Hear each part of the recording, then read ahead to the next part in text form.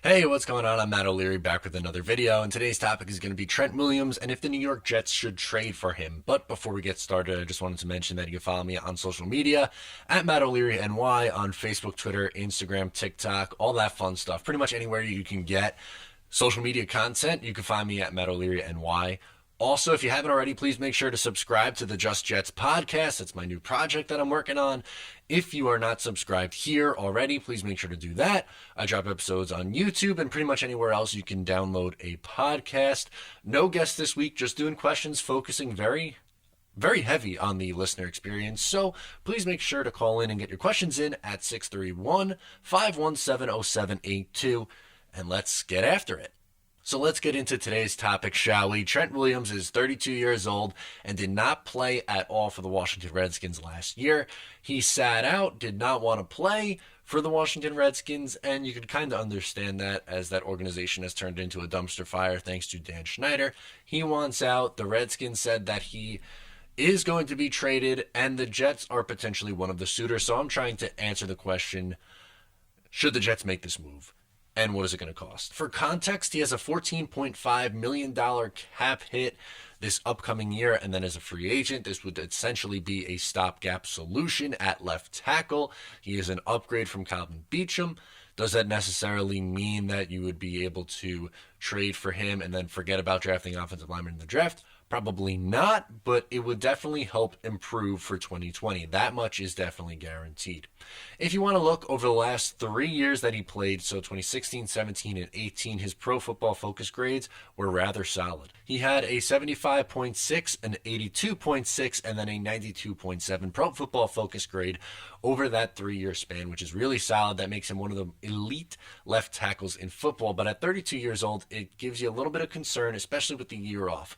We saw Le'Veon Bell wasn't the same this past year. Granted, the offensive line stunk, and he wasn't used properly by Adam Gase, but nonetheless, he wasn't the same player. So would that be the same, or would that case be the same with a guy like Trent Williams? I would lean towards most likely. I would think if you come in and expect him to be a top 5 left tackle in the sport, you're probably asking a bit too much of him. But if you can get him at reasonable value, yeah, maybe I'd be interested in it. So if you look at what the Denver Broncos just gave up for AJ Boye, they gave up a 4th-round pick, and his value is probably better than a 4th-round pick. He's a better player than that, but when you take into consideration his cap hit over the next 2 years, that starts to raise some red flags and some questions. So if you are trading either a 4th or one of the 3rd-round picks, I could probably get behind this move.